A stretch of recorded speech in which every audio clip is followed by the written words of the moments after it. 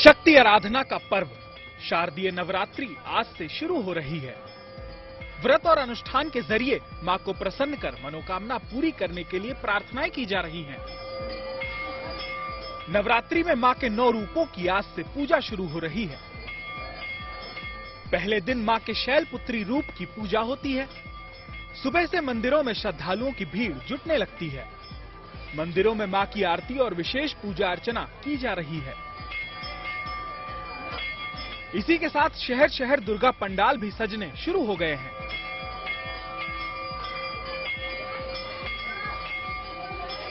मां के शक्तिपीठों में शुमार विंध्याचल धाम में इस दौरान श्रद्धालुओं की अच्छी खासी भीड़ देखने को मिलती है। विंध्याचल के अलावा यूपी के साथ ही देश के दूसरे चर्चित मां के मंदिरों में इस दौरान श्रद्धालुओं की भीड़ अच्छी खासी संख्या में पहुंचते देखी जा सकती है। नवरात्रि और दशहरा को देखते हुए पूरे देश में सुरक्षा को लेकर पुख्ता बंदोबस्त किए जा चुके हैं। 2 साल बाद कोविड पाबंदियां हटने की वजह से माना जा रहा है कि इस बार नवरात्रि को लेकर श्रद्धालुओं में खासा उत्साह है। मंदिरों में और दुर्गा पंडालों में जबरदस्त भीड़ जुटने की संभावना है। यही वजह है कि इसे लेकर सुरक्षा एजेंसियां पूरी तरह से अलर्ट पर हैं। देश भर के चर्चित मंदिरों के साथ ही शहरों की सुरक्षा व्यवस्था को पुख्ता किया गया है। वाराणसी में भी नवरात्रि की शुरुआत से पहले पुलिस टीम ने मंदिरों की जांच पड़ताल की। इस दौरान टीम की तरफ से मंदिरों के एंट्री पॉइंट और एग्जिट पॉइंट के साथ ही बैरिकेडिंग की व्यवस्था, भीड़ प्रबंधन, सिक्योरिटी इक्विपमेंट और सुरक्षा में लगाए गए पुलिसकर्मियों की व्यवस्था की बारीकी से निरीक्षण किया गया। इस दौरान मंदिर प्रबंधन से जुड़े लोगों के साथ आगे की व्यवस्थाओं को लेकर बातचीत भी की गई।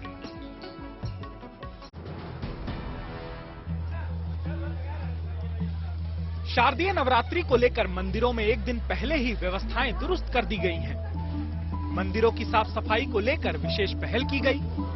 सोमवार होने की वजह से शिव मंदिरों के साथ दुर्गा मंदिरों में होने वाली भक्तों की भीड़ को देखते हुए पुलिस के जवानों ने भी सफाई के लिए मोर्चा लेने में देर नहीं की। तस्वीरें कानपुर के चर्चित बारा देवी मंदिर की हैं, जहां साफ सफाई के लिए खुद पुलिस वाले जुट गए। सादी वर्दी में सुरक्षा के लिए मौजूद पुलिस बल के जवानों ने लोगों का सहयोग करते हुए मंदिर की सफाई की।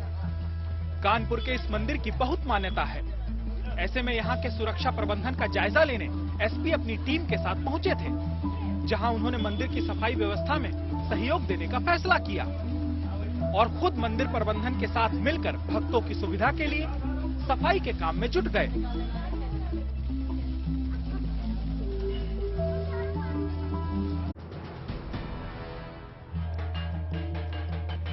आसनसोल में एक दिन के लिए दुर्गा पूजा की गई। यहाँ महालया के दिन दुर्गा मां आईं और महालया के दिन लौट गईं। हीरापुर थाना इलाके के धेनुआ गांव में दुर्गा पूजा की शुरुआत देवी पक्ष से करने की परंपरा है। इसके तहत रविवार को दामोदर नदी के तट पर मां दुर्गा की पूजा अर्चना की गई। इससे पहले यहाँ अमावस्या के दिन इसी मंदिर में रात में काली पूजा की जाती है। फिर आने वाली दुर्गा का आवाहन इस एक दिन में सप्तमी, अष्टमी और नवमी होती है। इस एक दिन की दुर्गा पूजा को देखने के लिए दूर दूर से कई लोग धेनुआ गांव आते हैं। मंदिर के पुजारी की माने तो यहाँ पूजा की रस्में अलग अलग स्थानों के अनुसार होती हैं। एक दिन में 4 प्रकार के भोग लगाने पड़ते हैं।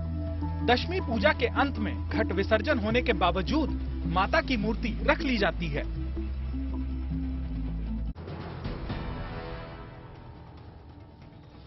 कानपुर में आपसी भाईचारे की एक मिसाल मुस्लिम पार्षद ने पेश की।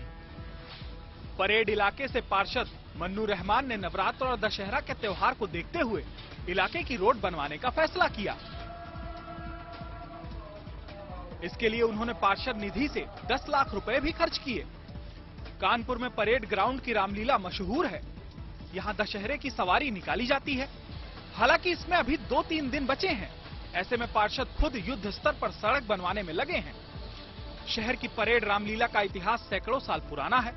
यहाँ से प्रतिदिन रामलीला के बाद बड़े स्तर पर सवारी निकाली जाती है। यह सवारी परेड के पीछे से होकर शहर के कई हिस्सों में जाती है।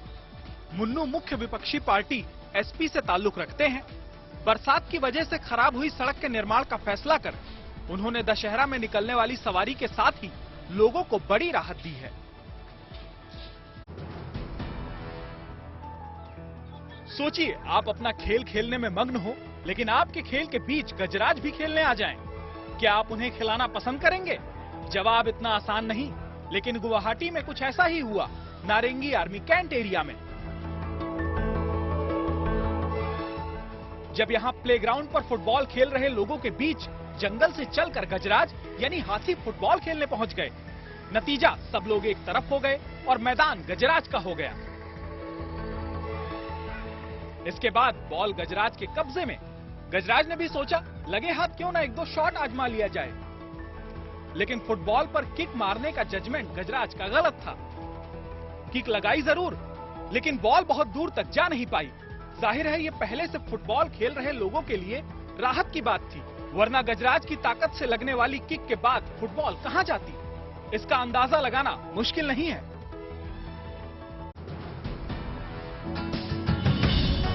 फुटबॉल खेलने वाले गजराज को देखने के बाद अब जरा हाथी मेरे साथी को देखिए।